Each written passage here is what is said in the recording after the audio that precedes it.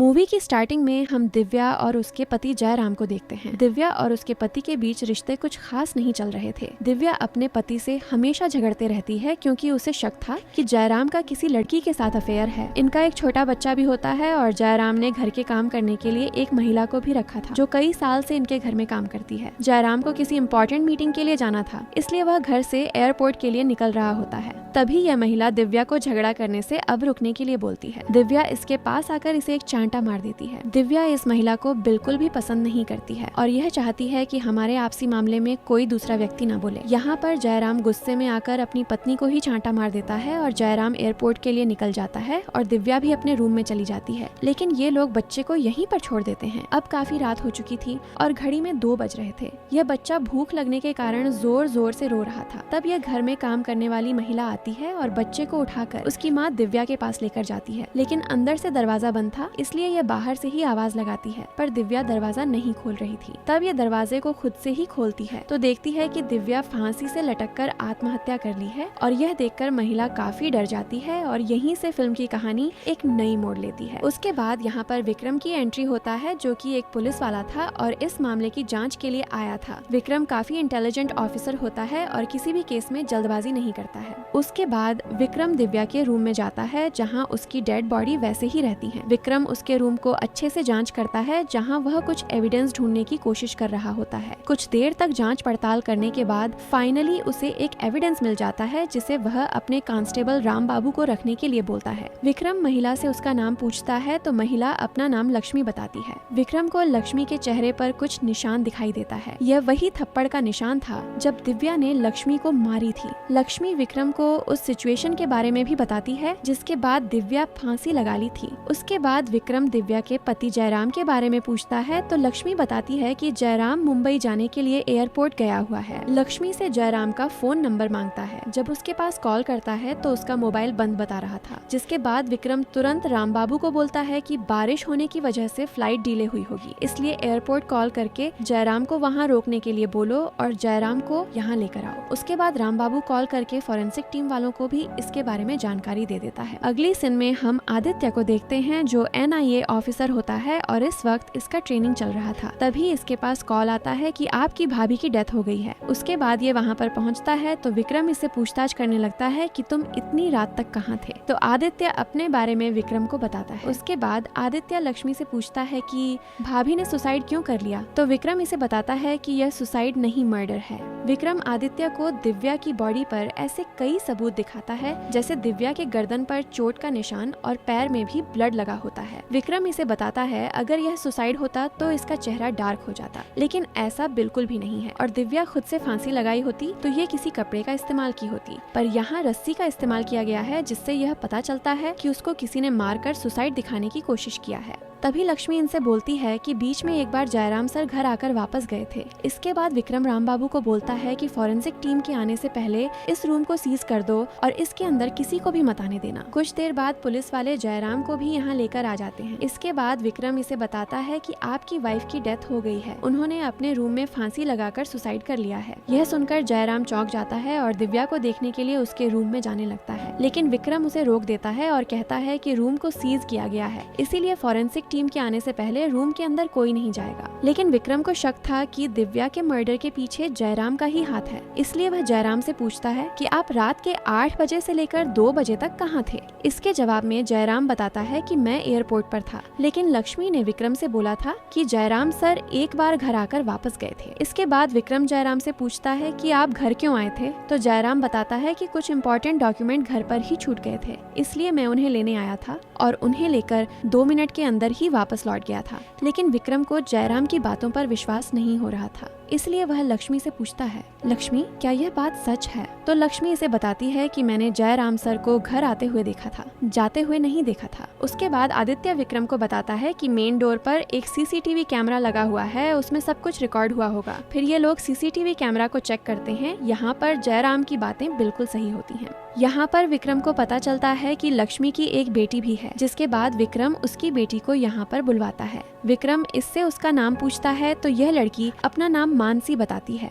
इसके बाद विक्रम कहता है, तो बताओ मानसी, तुमने दिव्या को क्यों मार दिया। ये सुनकर ये सारे लोग अचंभव हो जाते हैं कि विक्रम ने दिव्या के मर्डर का आरोप बिना सोचे समझे मानसी पर क्यों थोप दिया। इसके बाद विक्रम इन लोगों से कहता है कि जानते हो हमारी प्रॉब्लम क्या है, हम आसपास के लोगों को देखते हैं पर उन पर गौर नहीं करते, इसी वजह से हम इम्पोर्टेंट चीजों को इग्नोर कर देते हैं। इसके बाद विक्रम मानसी को वही एविडेंस दिखाता है जो उसे शुरुआत में दिव्या के कमरे में मिला था, जो कि मानसी का ही कान की बाली का टूटा हुआ मोती होता है। इसके बाद ये लोग समझ जाते हैं कि दिव्या के मर्डर का राज मानसी को ही पता है कि उसका मर्डर क्यों और कैसे हुआ। उसके बाद इस बात का खुलासा होता है कि मानसी ने दिव्या को क्यों मार दिया। यहाँ पर हम देखते हैं कि जब देर रात जोरों की बारिश हो रही थी तब इसकी माँ इससे कहती है कि मुन्ना हॉल में अकेला रो रहा होगा, इसलिए तुम जाकर उसे खिलाना। मैं तुरंत वहाँ पहुँचती हूँ। जब मानसी बच्चे के पास आती है तो दिव्या लक्ष्मी को आवाज लगा रही होती है, जिसे सुनकर मानसी दिव्या के पास जाती है तो दिव्या इसे कहती है कि तुम यहाँ क्या कर रही हो, तुम्हारी माँ कहाँ मर गई। जिसके बाद दिव्या मानसी से टूटे हुए शीशे को साफ कराने लगती है। मानसी जब शीशे को उठा रही होती है तो दिव्या इसे गंदी गंदी गालियाँ दे रही थी और बोलती है तुम्हारी शकल देखकर ही मुझे घिन आती है। जिसके बाद बिना किसी वजह के मानसी को अपने पैरों से मार देती है। दिव्या एक बुरी किस्म की औरत थी जो हमेशा गुस्से में ही रहती है। इसके बाद मानसी भी अपने असली रूप में आती है और दिव्या को एक थप्पड़ जड़ देती है, जिसके बाद इन दोनों में झगड़ा हो जाता है। यहाँ पर हम देखते हैं कि मानसी दिव्या से अपना गर्दन छुड़ाने के लिए उसे धक्का देती है तो दिव्या का सर घर की दीवार से टकराता है और दिव्या बेहोश हो जाती है। यहाँ पर हम देखते हैं कि घबराई हुई मानसी अपने घर के बाहर खड़ी रहती है। इसकी माँ इससे पूछती है कि तुम इतनी जल्दी क्यों आ गई, तो मानसी वहाँ पर जो हुआ अपनी माँ को बताती है। उसके बाद ये दोनों फिर से दिव्या के रूम में जाती हैं, जहाँ पर इसकी माँ दिव्या की सांसें चेक करती है तो दिव्या मर चुकी होती है। यानी दिव्या की मौत के बारे में लक्ष्मी को पहले से ही पता था। उसके बाद हम अगली सुबह का सीन देखते हैं जहाँ दिव्या का पोस्टमार्टम हो चुका था और विक्रम इन दोनों को पुलिस वालों को सौंप देता है और उन्हें थाने भेज देता है। अगले दिन जब पोस्टमार्टम रिपोर्ट आता है तो डॉक्टर इन्हें बताते हैं कि दिव्या के सर में सिर्फ माइनर डैमेज है, इससे सिर्फ आदमी बेहोश हो सकता है लेकिन किसी की मौत नहीं हो सकती। दिव्या की मौत चोट लगने की वजह से नहीं हुई, उसके शरीर में पॉइजन पाया गया है जिसके कारण उसकी मौत हुई है, जिसे सुनकर ये लोग भी हैरान हो जाते हैं। यहाँ पर हमें ये केस और भी उलझता हुआ दिखाई देता है। उसके बाद विक्रम फिर से जयराम के घर जाता है, जहाँ पर विक्रम जयराम को बताता है कि दिव्या की सर पर लगी चोट बहुत छोटी सी थी और उससे किसी की मौत नहीं हो सकती है। यानी दिव्या की मौत के पीछे मानसी का हाथ नहीं है, उसे किसी ने पॉइजन देकर मारा है। जिसे सुनने के बाद जयराम का बड़ा बेटा विनोद काफी डर जाता है और यहाँ से भागने लगता है। दरअसल ये जयराम की पहली पत्नी का लड़का है जिसकी माँ बहुत पहले ही कैंसर होने की वजह से मर चुकी थी। तभी से विनोद किसी से उतना बात नहीं करता और ज्यादातर अकेला ही रहता है। जिसके बाद यह लोग भी उसके पीछे भागते हैं और विनोद अपने कमरे में जाकर छुप जाता है, जहाँ पर उसके पिता भी उसे बाहर आने के लिए बोलते हैं, लेकिन ये वहीं पर छुपा होता है। विक्रम विनोद के रूम को जांच करता है तो उसे वही पॉइजन की शीशी मिलती है, लेकिन जयराम को भी नहीं पता था कि इस शीशी में क्या है। जिसके बाद विक्रम जयराम को पीने के लिए बोलता है। इसके बाद जयराम जैसे ही पीने वाला होता है विनोद आकर उसे गिरा देता है। फिर विक्रम इससे प्यार से पूछता है कि क्या तुमने इसे दिव्या को पिलाया? तब जाकर विनोद इसे बताता है। यहाँ पर हम देखते हैं कि जब देर रात बच्चा रो रहा था तो विनोद इसके पास ही होता है। तभी दिव्या लक्ष्मी को पानी लाने के लिए आवाज लगा रही थी, लेकिन लक्ष्मी इस वक्त मौजूद नहीं थी। विनोद ही गुस्से में आकर मैंगो जूस में पॉइजन मिलाकर दिव्या के पास लेकर जाता है और दिव्या को पॉइजन वाला जूस देता है, जिसके बाद दिव्या उसे पी लेती है।